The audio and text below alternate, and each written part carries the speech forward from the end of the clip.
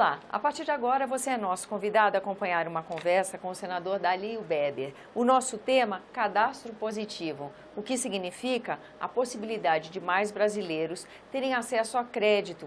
Brasileiros bons pagadores começam a ter, nesse mercado, nesse ambiente, uma valorização que até então não se tinha. Quem explica tudo para a gente com os detalhes é o autor da matéria, o senador. Muito grato pela sua presença aqui, senador. Comecei certo? Tânia, eu acho que nós devemos realmente passar essa informação.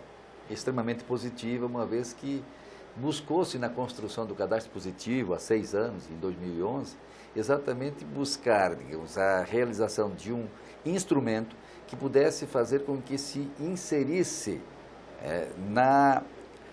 no rol das pessoas que podem contratar, tanto em nível de bancos quanto em nível comercial, muito mais do que fazem hoje. Então, agora, houve apenas uma melhora no processo, exatamente buscando corrigir aquilo que o projeto de lei aprovado, ou seja, quando instituiu o cadastro positivo, não conseguiu produzir, que foi permitir que todas as informações de todos os consumidores, tanto do crédito financeiro quanto de cartões, bem como também de atividades comerciais, pudessem ser oferecidos a empresas especializadas no sentido de fazer com que estes consumidores, em função do seu histórico de bons pagadores, pudessem eles estarem sujeitos a um score, para fazer com que nas próximas operações, exatamente esse belo histórico de consumidores que zelam pelo pagamento pontual de suas obrigações, pudesse começar também a produzir um efeito positivo verdadeiramente, no sentido de que o spread bancário seja menor. Mas mais do que isso, não só digamos, o spread ser menor, ou seja, nós temos uma redução considerável nos juros, mas nós temos também uma facilitação na concessão do crédito. Ou seja, uma vez que o risco ele passa a ser diminuído consideravelmente em função exatamente do score que apura o belo histórico do comportamento com relação, digamos, ao pagamento dos seus consumidores. É acesso mais fácil ao dinheiro, a empréstimo, a linha de crédito e também mais barato. Com certeza. Dinheiro mais barato. Com certeza. Veja que a partir de 2011, quando foi criado o cadastro positivo, nós só temos hoje 5 milhões de consumidores cadastrados. Ou seja, é um universo muito pequeno. Qual é a dificuldade para se cadastrar? Na verdade, digamos, no sistema atual, que está vigorando, é que o próprio consumidor ele tem que fazer a opção, ou seja, declarar de que ele aceita que as informações que constam, no caso, nos bancos, no sistema financeiro ou mesmo no comércio, passem a fazer parte dos birôs de dados que vão fazer exatamente este score, estabelecer esta pontuação para permitir de que aí novos fornecedores de crédito, elas possam se basear para a concessão desse mesmo crédito em função das garantias desse histórico de cada consumidor. Agora, não. Agora, 100% de todos os consumidores, sejam eles tomadores de recursos no sistema financeiro, de cartões de crédito, ou mesmo de operações comerciais, e agora, digamos, ainda aprimorado, digamos, o projeto que foi pelo relator, senador Armando Monteiro, também os consumidores de água, de luz, de gás, de telefonia, passarão a ter estas informações transferidas para este birô de dados, ou seja, de informações, para permitir que de fato se conheça o grau de responsabilidade que cada um desses consumidores tem com relação aos seus compromissos de forma parcelada. Então, com isso, nós vamos ter, com certeza, mais de 100 milhões de pessoas físicas e jurídicas cadastradas, permitindo que, de fato, se faça um histórico, se levante uma estatística que nos oportunize conhecer o bom comportamento de uma grande parcela da população brasileira. Como até hoje nós só conhecemos o cadastro negativo, nós falamos só de coisa ruim, ou seja, daqueles que não devem, que têm dificuldade de contratar novas operações, ou seja, de obter novos créditos, em razão de não terem tido um histórico de preocupação. Com isso agora nós passamos a valorizar efetivamente aqueles que têm por hábito, aqueles que têm uma preocupação constante de serem bons pagadores.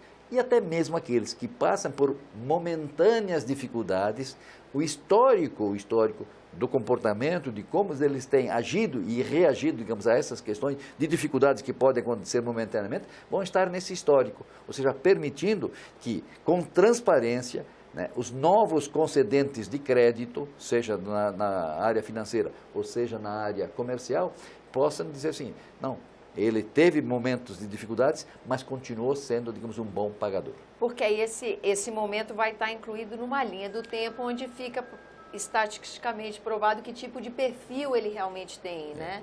Então, depois de uma crise que estamos atravessando, muitos bons pagadores podem ter passado por esses momentos críticos e o fato de ser bom pagador não se perde, não é isso? Corretamente. Se o cara tem uma conduta durante anos e anos, momentaneamente uma dificuldade, fica fácil de entender de que é uma coisa muito pontual. E por isso, digamos, ele ainda é merecedor de um crédito diferenciado em função desse seu histórico.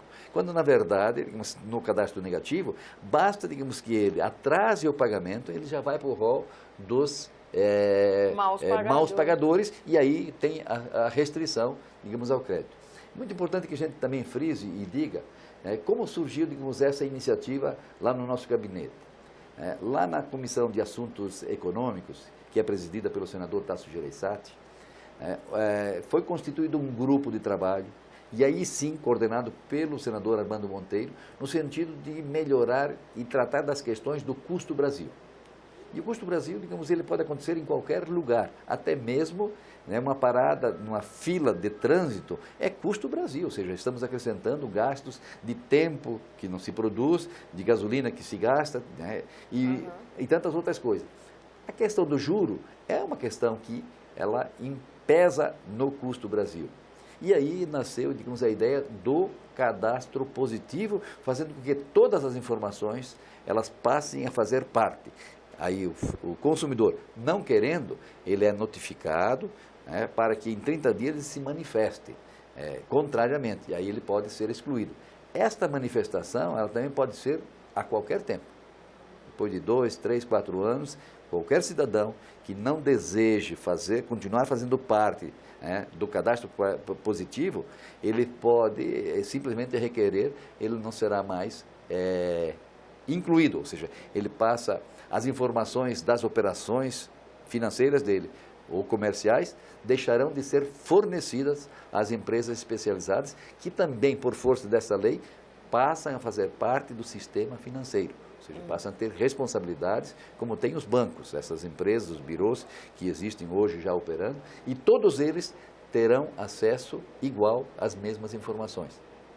Então, o regramento que se propõe com com o projeto de lei número 212, que foi aprovado ontem por 59 votos, nenhum voto contrário. Aliás, na CAI também foi aprovado por unanimidade, na Comissão de Assuntos Econômicos. É porque a gente sentiu de que, de fato, digamos, esta proposta, este cadastro positivo, ele vai oportunizar um aquecimento da atividade econômica, inserindo inúmeros consumidores na atividade comercial, nas operações financeiras, permitindo que nós possamos até ter a expectativa de um crescimento da ordem de mais de 0,5% do PIB em função dessa mexida, ou seja, nessa desburocratizada, da microeconomia, digamos, brasileira. E fazendo com que, com certeza, mais de 20, 25 milhões de brasileiros que hoje não têm acesso, exatamente por falta de um cadastro, passem a ser considerados como potenciais consumidores de crédito nas áreas financeiras ou também potencialmente usuários de qualquer atividade comercial. Agora, como o senhor contou, o projeto que nasceu aqui num gabinete do Senado Federal ainda vai ter que passar pela Câmara dos Deputados antes de poder virar lei, não é isso? Com certeza, mas nós esperamos que, assim como tramitou rapidamente aqui no Senado, que encontre também na Câmara, em função exatamente desse aspecto positivo, para nós ajudarmos aquecer a atividade econômica. Nós temos muitos desempregados e tudo aquilo que puder ser feito no sentido de fazer com que a atividade econômica ela deslanche em definitivo, eu acho que é uma obrigação que tanto o Legislativo, tanto o Congresso Nacional, quanto o Executivo e a própria sociedade como um todo tem obrigação.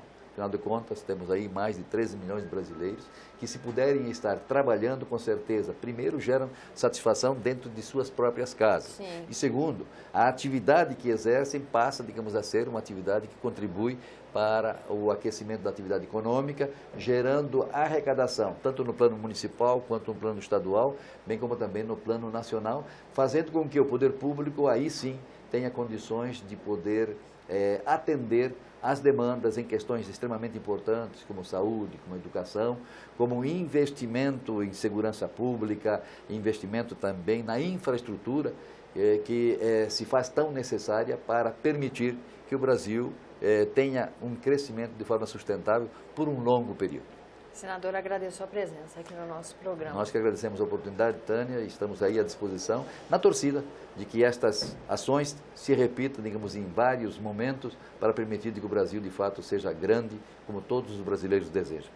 Eu agradeço também a você que nos acompanha, lembrando que esse é o programa Argumento e que você é o nosso convidado a fazer sugestões e críticas ao trabalho da TV Senado pelo 0800 61 2211, ligação gratuita. Eu lembro também que você pode rever esse e outros dos nossos programas por endereço eletrônico senado.leg.br/TV. Até a próxima.